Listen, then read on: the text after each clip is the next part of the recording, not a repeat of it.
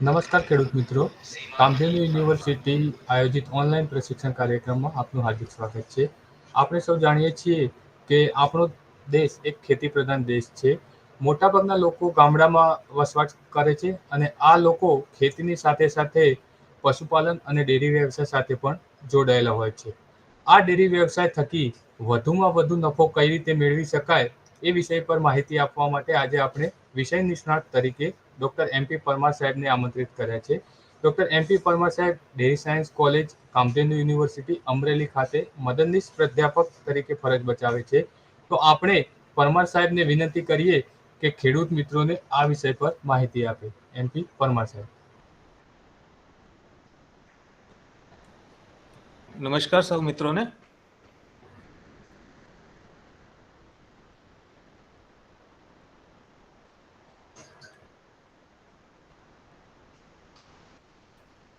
PPT સાહેબ share કરજો. Okay.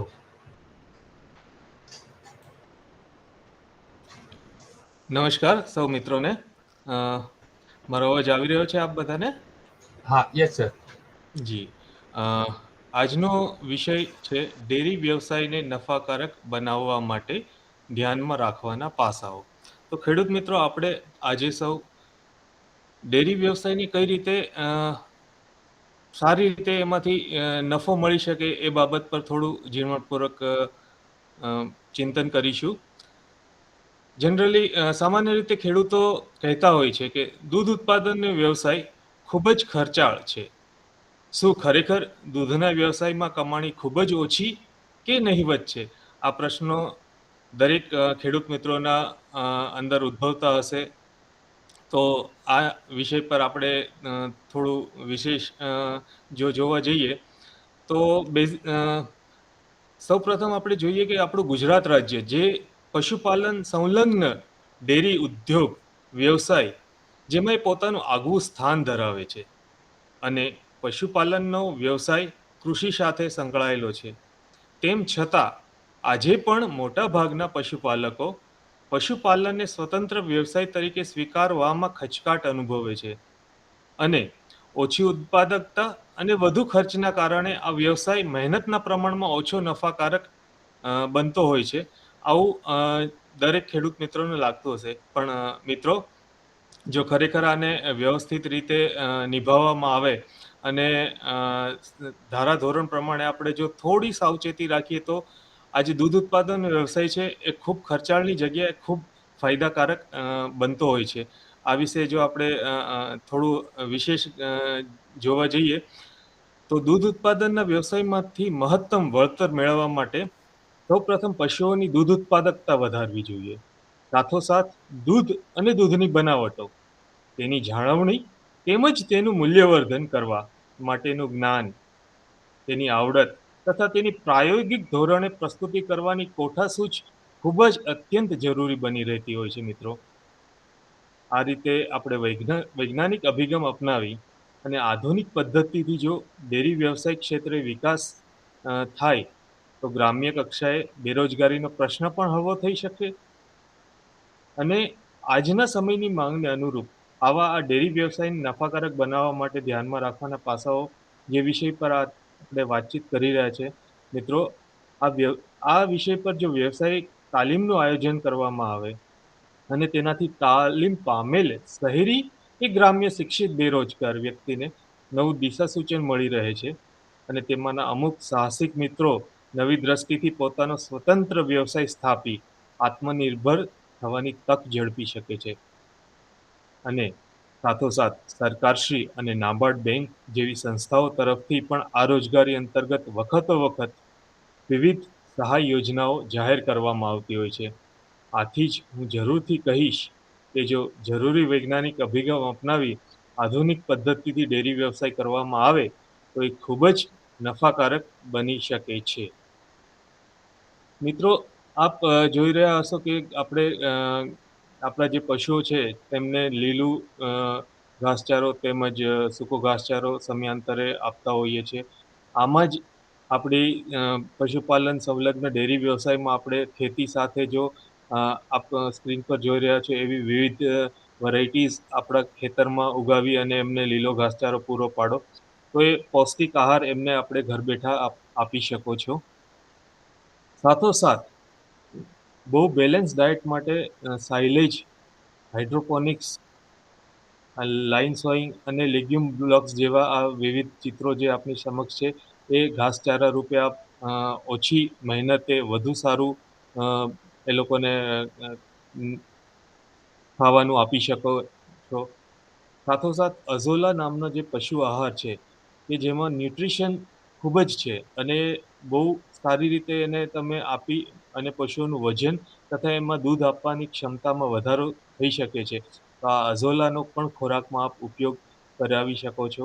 આપ આપના ગ્રામ્ય વિસ્તારમાં, આપના ઘરમાં આપ આજુબાજુ જે ખેતર હોય ત્યાં આ રીતનું અઝોલાનું પ્રોડક્શન લઈ શકો છો મિત્રો. સાથોસાથ જે બિન ઉપજાઉ જમીન હોય છે આપની પાસે, જ્યાં આપને દરેક સિઝનમાં તો લગભગ ત્યાં ખેત પેદાશ નહીં મળતી હોય, એવી જગ્યાએ આપ ચિત્રોમાં જોઈ રહ્યા છો એ પ્રમાણે કેક્ટસ, આ કેક્ટસ જે આપ જોઈ રહ્યા છો મિત્રો, કે જે જગ્યાએ એકદમ રણ જેવું છે, ત્યાં પણ આપ નું બહુ સારી રીતે ઉત્પાદન લઈ શકો છો. આ કેક્ટસ એનો પશુ આહારમાં પણ ઉપયોગ થઈ શકે છે અને આમાંથી વિવિધ ચીજ વસ્તુઓ બનાવીને આપ ખૂબ જ સારી કમાણી પણ કરી શકો છો મિત્રો. અને આ રીતે આપ જે સમયમાં ખેત ઉપજ ના કરી શકો, એવા સમયે પણ એવી જમીનમાં આપ કેક્ટસ ઉગાવીને ખૂબ સારું અ, કમાઈ શકો છો મિત્રો. આપ જોઈ શકો છો કે આ કેક્ટસની એક સ્પાઇનલેસ વેરાયટી છે, જેને લીલા સોના તરીકે પણ ઓળખવામાં આવે છે. આ જે કેક્ટસ છે, એ તમે જોઈ શકો છો કે કોઈ પણ ખરાબ જમીનમાં પણ બહુ સારી રીતે ગ્રો કરી શકે છે, જેમાંથી તમે ખોરાક બનાવી શકો છો. આ વિવિધ ટાઈપના અથાણા બને છે, પિકલ્સ બને છે. એને ફોડર તરીકે પશુઓને આહાર તરીકે ઉપયોગ થઈ શકે છે. તેમાંથી ફ્યુઅલ પણ મેળવી શકાય છે. ફર્ટિલાઇઝર તરીકે પણ એનો યુઝ થાય છે. અને આજના જમાનામાં એની સ્કીનનો ઉપયોગ કરીને વિવિધ ફેશનેબલ વેરાયટીઝ, આ તમે જૂતા, ચપ્પલ, પર્સ, બેગ વગેરે પણ બનાવી શકો છો. મિત્રો, અમુક રાજ્યમાં સ્પેશિયલી સ્પાઇનલેસ કેક્ટસ ઉગાડીને આવા અ, અલગ-અલગ મોલ વિકસાવવામાં આવેલા છે, જ્યાં આ રીતનું પ્રોડક્ટ્સ બનાવીને લોકો વેચી રહ્યા છે અને ખૂબ સારું કમાઈ પણ રહ્યા છે. તો એટલે જ આ કેક્ટસને લીલા સોના તરીકે ઓળખવામાં આવતું છે. હવે મિત્રો, પશુપાલક દૂધ ઉત્પાદન કરતી વખતે વિવિધ મહત્વની બાબતો કઈ ધ્યાનમાં રાખવી એ વિશે આપણે જોઈએ, કે પશુપાલક સ્વનિર્ભર થઈ પોતાની આવકમાં વધારો કઈ રીતે કરી શકે. મિત્રો, આપણો ભારત દેશ આખા વિશ્વમાં દૂધ ઉત્પાદન ક્ષેત્રે મોખરે છે અને આપણા ગુજરાત રાજ્યમાં પશુપાલનનો વ્યવસાય સોળે કળાએ ખીલી ઉઠેલ છે. પશુપાલન સ્વતંત્ર વ્યવસાય તરીકે ઉત્તર તથા મધ્ય ગુજરાતમાં ખૂબ જ સફળ રહેલ છે. પશુપાલન નાના તથા સીમાંત ખેડૂતો, જમીન વિહોણા ખેતમજૂરો માટે જીવન નિર્વાહનું અગત્યનો વ્યવસાય છે. આ વ્યવસાય થકી ગ્રામ્ય વિસ્તારોમાં રોજગારીનું સર્જન તથા સ્ત્રી સશક્તિકરણ થાય છે. આ સંજોગોમાં ડેરી વ્યવસાય નફાકારક બનાવવા માટે ધ્યાનમાં રાખવાના પાસાઓ અહીં રજૂ કરેલ છે. પશુઓની પસંદગી, ધણનું કદ, દુધાળ વસુકેલ પશુઓનું પ્રમાણ, નબળા પશુઓનો નિકાલ છટણી, ખોરાક પાણીનું સમયાંતરે જાળવણી, દૂધ દોહન, સંવર્ધન, સ્વાસ્થ્ય સંરક્ષણ, ઓછા ખર્ચે આરામદાયક પશુ રહેઠાણ, નોંધપોથીનો નિભાવ, ટુકડા કરેલ નિરણ, દૂધ વેચાણ, પશુ વેચાણ, મૂલ્યવૃદ્ધિ વગેરે મહત્વની ખૂબ જ અત્યંત ઇમ્પોર્ટન્ટ બાબતો છે, જેને આપણે નજરઅંદાજ ન કરવી જોઈએ. જ્યારે પણ આપણે પશુ લેવા જઈએ તો એ પશુઓનું ધણનું કદ, પછી એ કેટલા સમયે વિયાણ થયેલ છે, પછી તમારી પાસે જે જૂના પશુ મતલબ બહુ વધારે નબળા પશુ હોય તો એનું સમયાંતરે નિકાલ કરવો જોઈએ. ખોરાક અને પાણીનું સમયાંતરે જાળવણી ખૂબ જ જરૂરી હોય છે મિત્રો. આ રીતે જ દૂધ દોહન, જેનો સમયગાળો પણ ખૂબ જરૂરી છે, સાચવણી એનું સંવર્ધન અને સ્વાસ્થ્ય રક્ષણ એને જરૂર પ્રમાણે એને વેક્સિનેશન પણ કરાવવું જોઈએ. અને એ લોકોને આરામદાયક તમે રહેઠાણ પૂરું પાડો એ પણ અત્યંત જરૂરી હોય છે. જે પણ તમે નિરણ આપો છો એ જો બની શકે તો ચાફ કટરથી એને ટુકડા કરીને એને નિરણ આપવું તો ઇઝીલી ડાયજેસ્ટ થાય અને બહુ સારું એમાં પછી તમને ફેરફાર જોવા મળે અને દૂધ ઉત્પાદન વધે મિત્રો એ પ્રમાણે. તો આ બધી નાની-નાની બાબતો ખૂબ જ અગત્યની જો આપણે સાવચેતી રાખીને જો એનો નિભાવ કરીશું, તો ખરેખર તમારા પશુઓ ખૂબ સારું દૂધ આપશે અને એમાં એમનું મૂલ્યવર્ધન પણ થશે. આ ફોટોગ્રાફ્સ ખેડૂત મિત્રો આપણે જે જોઈ રહ્યા છીએ ક્રોસ બ્રીડ બુલ્સ છે, જે અલગ-અલગ બ્રીડ સાથે ક્રોસ કરવામાં સંવર્ધન કરીને આવેલા હોય. આ ઇન્ડિજિનિયસ બ્રીડ બુલ્સની જાતિઓ છે.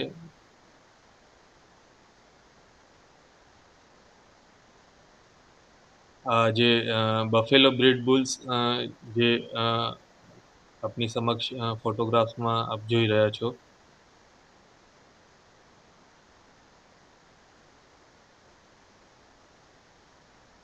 ખૂબ સારું એવું એનું કદ છે. અ ખૂબ સારું એનું વજન છે અને સારી પશુ ઓલાદો માટે આ સારી ઓલાદના સારી બ્રીડના અ મતલબ પશુ સાથે આપણે સંવર્ધન કરતા હોઈએ છીએ. અલગ-અલગ વેરાયટી મતલબ અલગ-અલગ જાતિઓ છે અહીંયા આપની સમક્ષ ફોટોગ્રાફ્સમાં. આ એચ.એફ પ્યોર અને જર્સી બ્રીડના બુલ છે.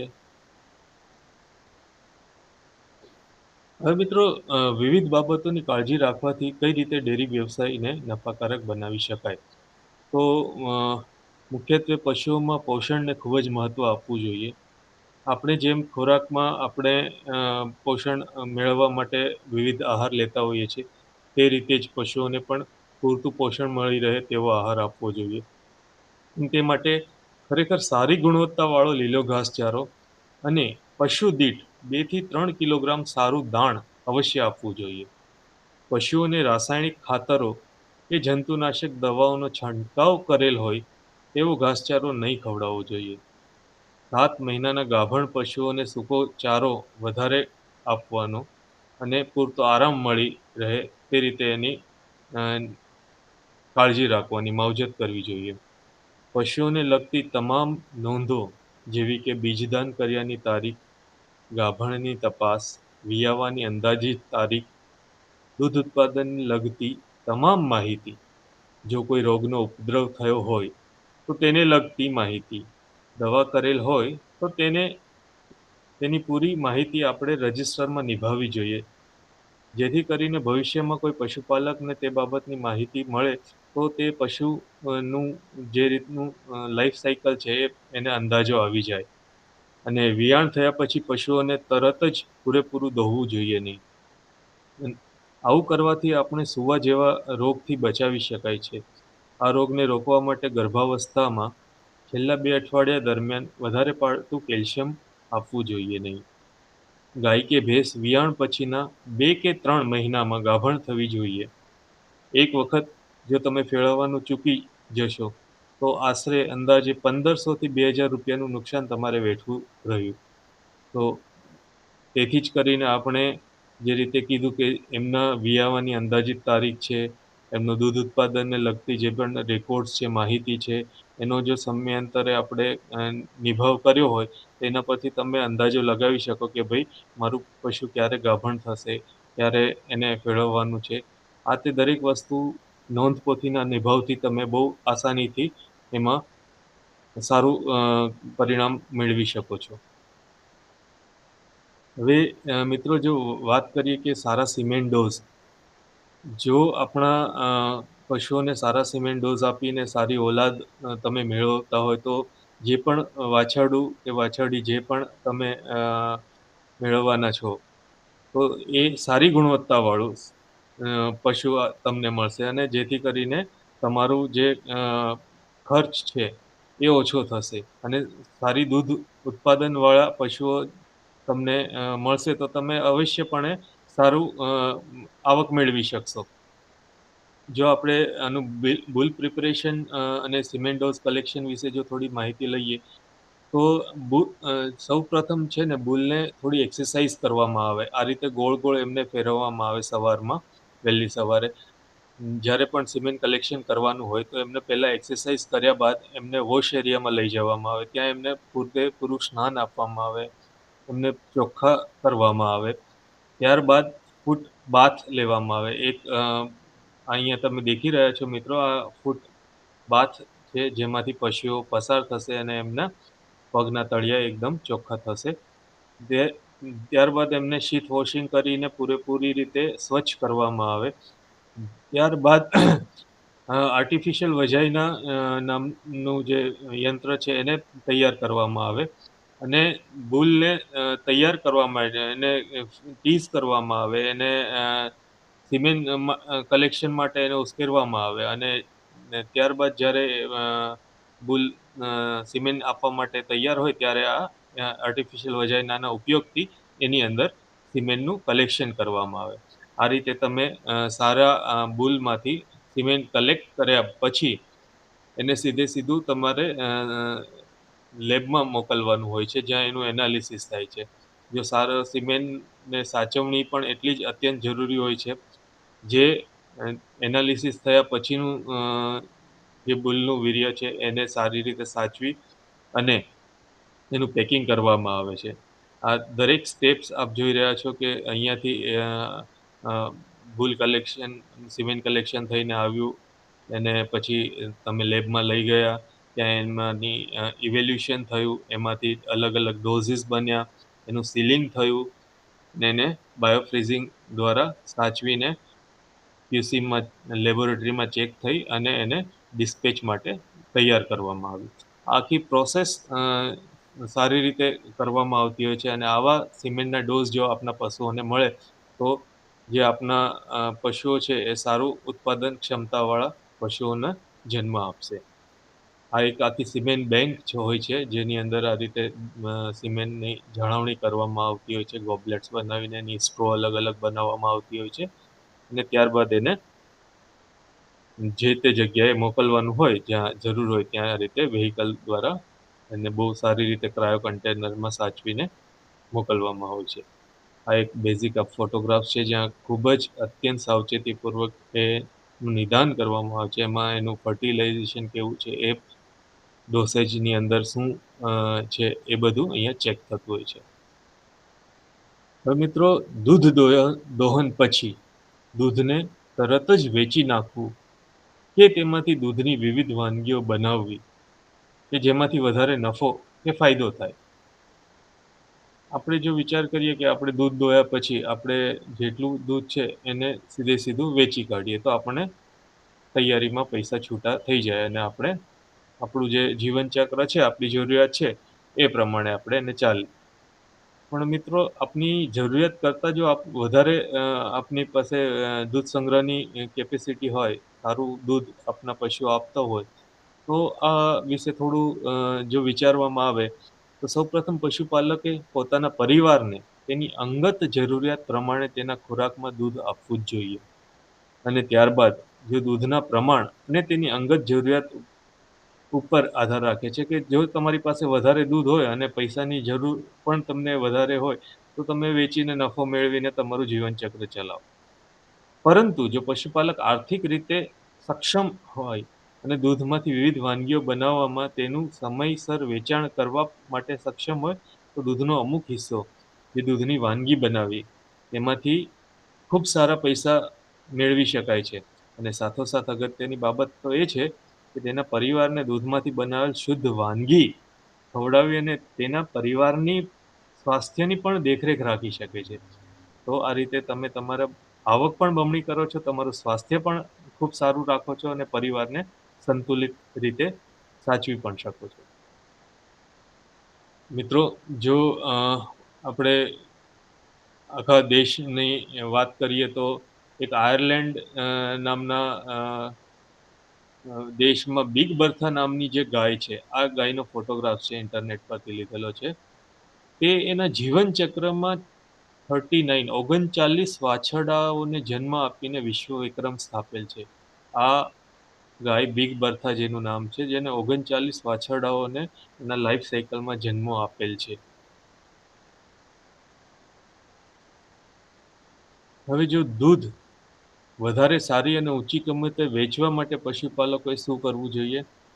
તો આ બહુ ખરેખર જાણવા જેવી વાત છે કે જો તમારું દૂધનું ક્વોલિટી, એની ગુણવત્તા ખૂબ સારી હશે, તો તમને અવશ્યપણે ખૂબ સારા ભાવ મળશે.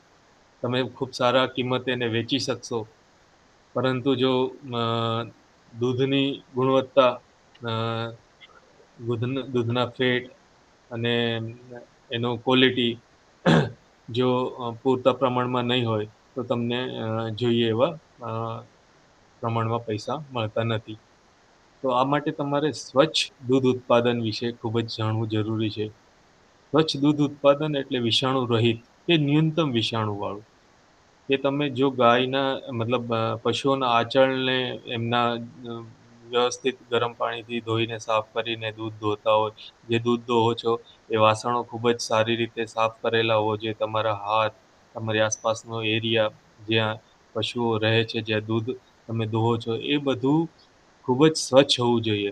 ઘણીવાર હવામાં પણ ઘણા બધા વિષાણુઓ ને બેક્ટેરિયાઝ હોય છે કે જે તમારા દૂધ દોહતી વખતે અંદર આવીને તમારા દૂધને ખરાબ કરવામાં અ, અગત્યનો ભાગ ભજવતા હોય છે.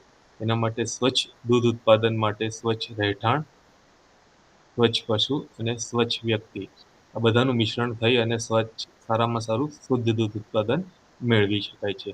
આ રીતે યોગ્ય રીતે ચોખ્ખા, સ્વસ્થ અને સાનુકૂલિત વાતાવરણમાં જો દૂધ દોહન કરવામાં આવે, તેમજ પશુને મનગમતું ખાણ, પાણી અને વાતાવરણ પૂરું પાડવામાં આવે, તો પશુ વધારે દૂધ પણ આપશે અને તે દૂધને તરત જ ઠંડુ પાડી યોગ્ય નિકાલ કરવામાં આવે, તો લાંબા ગાળે ચોક્કસપણે તેની કિંમતમાં વધારો જોવા મળશે જ.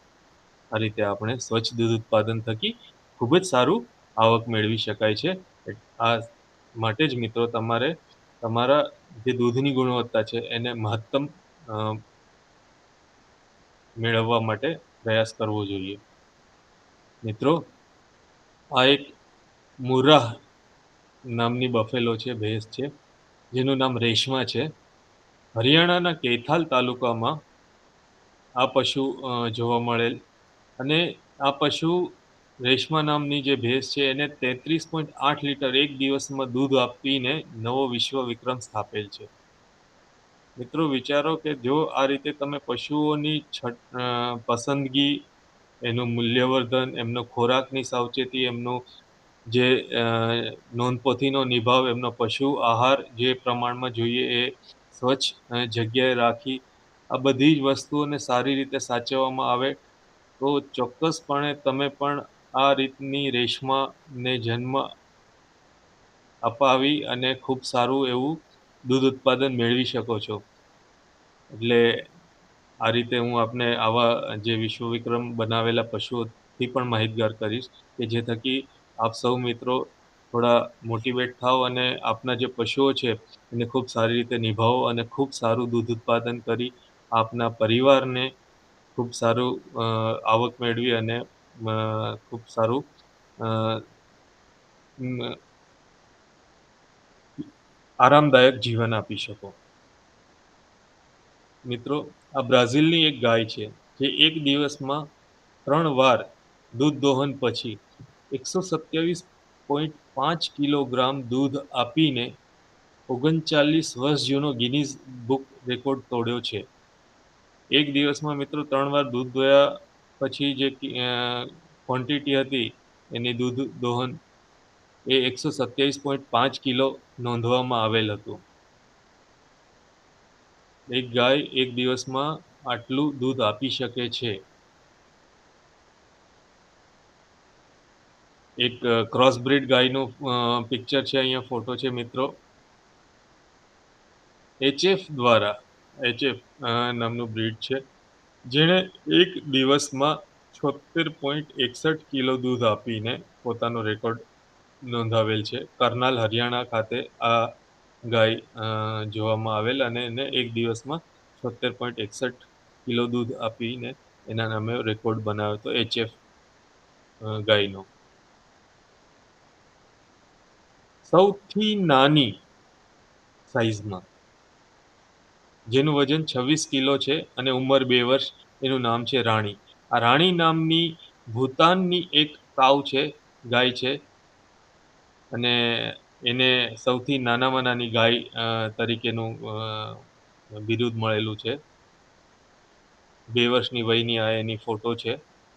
ભૂતાનમાં અ, એ જન્મેલી અને ત્યાં રહેતી ગાય છે. તે જ રીતે સૌથી ઊંચી USA ખાતે બ્લોસમ નામની આ ગાય, જેની હાઈટ સૌથી વધારે માપવામાં આવેલી હતી, 190 સેન્ટીમીટર જેની હાઈટ છે, આ સૌથી ઊંચી ગાયનો ફોટો છે.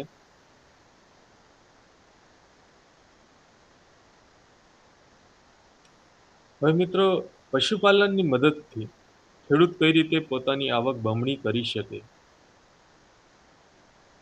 જોવા જઈએ તો સમગ્ર ગુજરાત રાજ્યમાં ખેડૂતો પોતાના ખેતરોમાં ખેતી થકી તો આવક મેળવી જ રહ્યા છે, પરંતુ સાથોસાથ તેઓ પશુપાલન કરી ઘરમાં દૂધની જરૂરિયાત પણ પૂરી પાડે છે. પરંતુ જો આ ખેડૂતો પોતાના ખેતરોની જેમ પશુપાલનમાં પણ યોગ્ય ધ્યાન આપી તેનો ડેરી ફાર્મ તરીકે એક ઉદ્યોગને સ્થાન આપે, અને જે રીતે તે ખેતરોમાં ઉત્પાદન વધારવાની સાથે સાથે દૂધ ઉત્પાદનને પણ એટલું જ મહત્વ આપે અને પોતાની આવક બમણી કરવામાં આ એક એમને ચાવીરૂપ સમાન વસ્તુ મળી શકે છે, ખેતીની સાથે સાથે દૂધ ઉત્પાદન. આ જે ડેરી ફાર્મ બનાવવામાં આવે છે તેમાં મૂડી રોકાણથી લઈને દૂધ વેચાણની સવલત, પશુઓની પસંદગી, શેડની બાંધણી, ડેરી ફાર્મ સાથે ઘાસચારાની સગવડ, તેની સાથે જ ઉત્પાદન પત્રકોની જાળવણી જેવા કેટલાક મુદ્દા વિશેષ ધ્યાનમાં રાખે તો પશુપાલક નહીં, ખેડૂતો પણ દૂધ ઉત્પાદન કરીને બમણી આવક મેળવી શકે છે. તમે પશુપાલન તો ખેતી તો કરી રહ્યા છો, સાથોસાથ પશુપાલન પણ કરો, અને આજે અગત્યના મુદ્દાઓ છે, પશુની પસંદગી, એમના રહેવાની જે શેડ હોય એની બાંધણી, અને એને સારો ખોરાક આપવા માટે ઘાસચારાની સગવડ, આ વિશે થોડું વિશેષ ધ્યાન આપો તો પશુપાલન તમારા ખેતીની સાથે સાથે તમારી આવક ચોક્કસપણે બમણી કરી શકે છે. હવે જો ડેરી વ્યવસાયને નફાકારક બનાવવા માટે બીજા કયા એવા મુદ્દાઓ છે?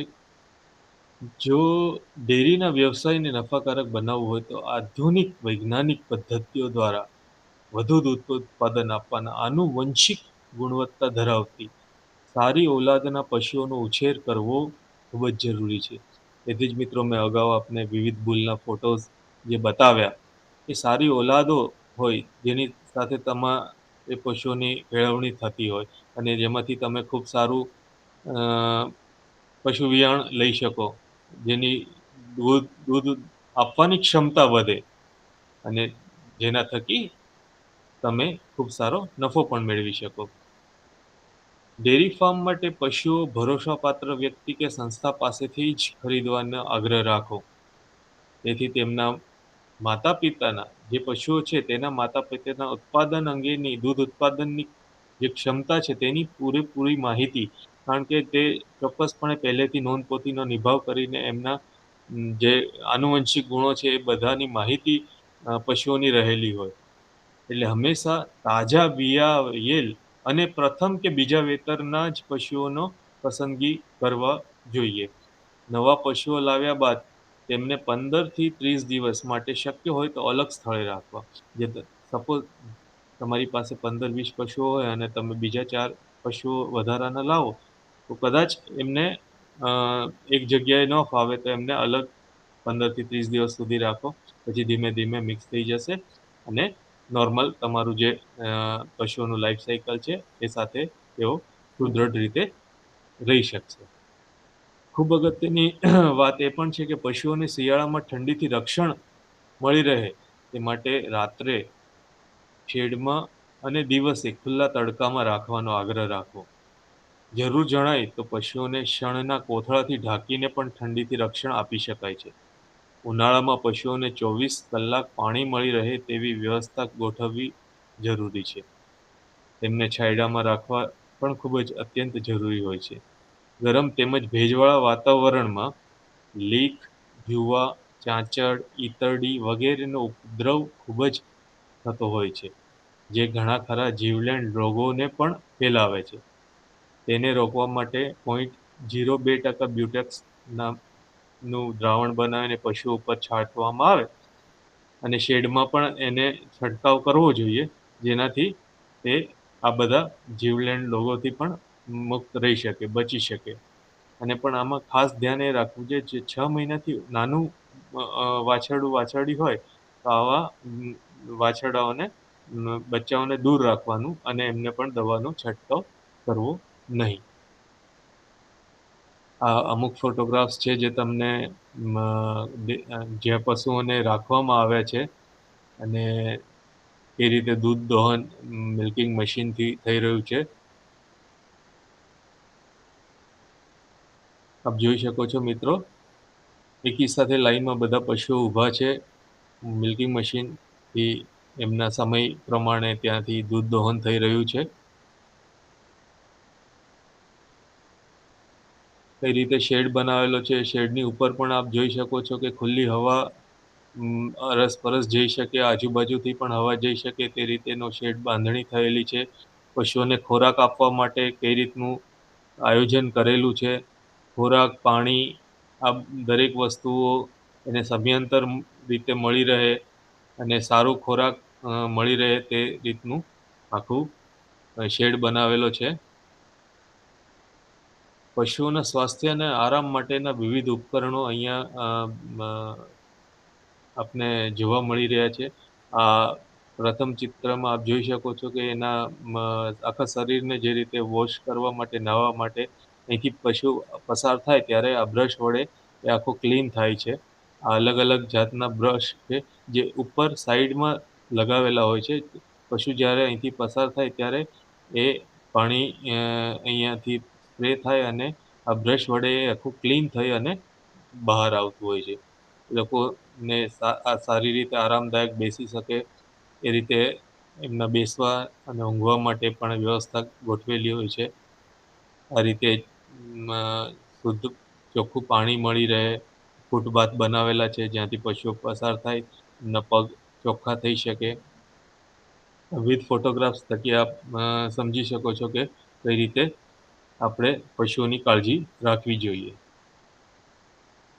દૂધની જાળવણી બહુ જ ઇમ્પોર્ટન્ટ વસ્તુ. દૂધ દોયા પછી દૂધની જાળવણી પણ એટલી જ અગત્યની છે.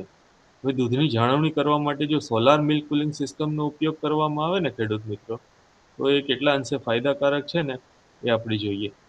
સોલાર શક્તિ એ આવનારા ભવિષ્યમાં અને અત્યારના ભવિષ્યમાં પણ દૂધને ઠંડુ કરવાની પ્રક્રિયાનો એક નવો વિકલ્પ બની ગયો છે. જ્યારે વીજળી ના હોય ત્યારે પણ સોલાર શક્તિની મદદથી આપણે આપણા જે દૂધ દોહન કર્યા પછીના દૂધને ઠંડુ કરવાની જે પ્રક્રિયા છે, જેના થકી દૂધ બગડતું અટકે. કારણ કે દૂધ દોયા પછી એને તૈયારીમાં ઠંડુ કરવું હવે ખૂબ જ જરૂરી છે. જેના થકી તેમાં જીવાણુનો જે છે સંખ્યા છે એ બમણી થતી અટકાવી શકીએ. જેથી શુદ્ધ દૂધ ઉત્પાદન થકી આપણે સારી ગુણવત્તાવાળું દૂધ મેળવી અને આપણી આવકમાં ભરપૂર પ્રમાણે એની કિંમત મેળવી અને નફો મેળવી શકીએ છીએ.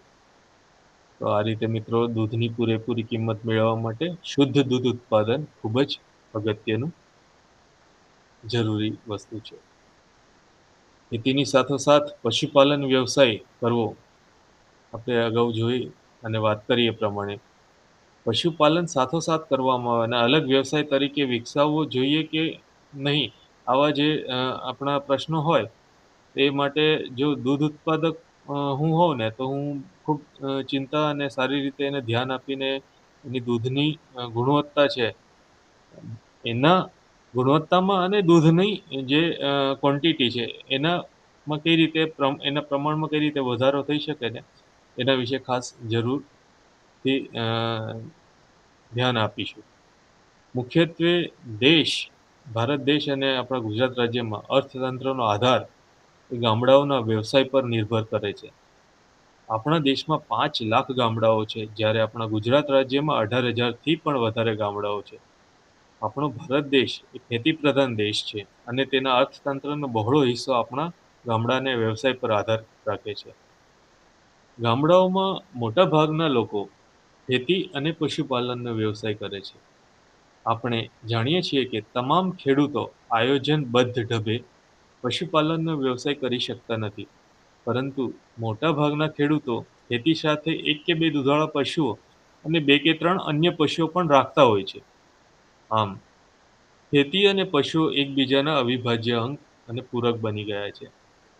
એટલે જ કહેવામાં આવે છે કે ભાઈ ખેતીની સાથે સાથે પશુપાલન કરીને તમારી આવક બમણી કરો.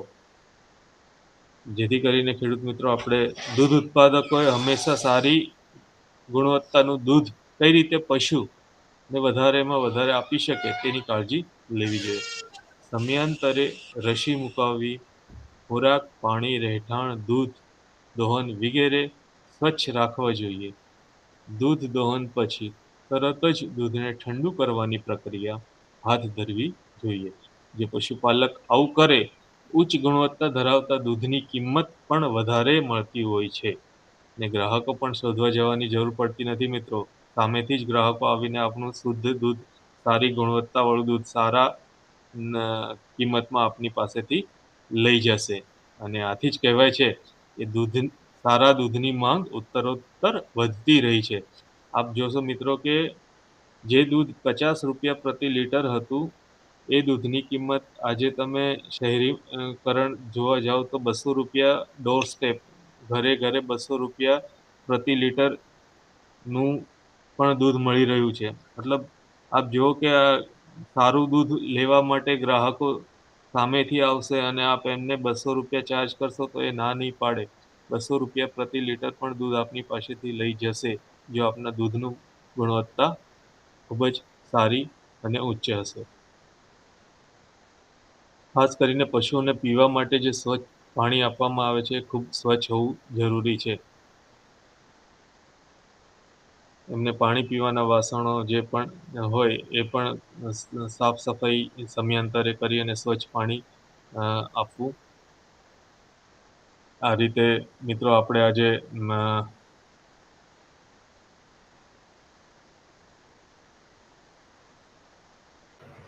ડેરી વ્યવસાયને નફાકારક બનાવવા માટે ધ્યાનમાં રાખવાના જે પાસાઓ હતા તેની વિશે વાતો કરી.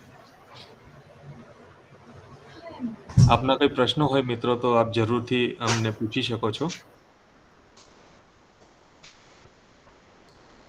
ધન્યવાદ પરમાર સાહેબ.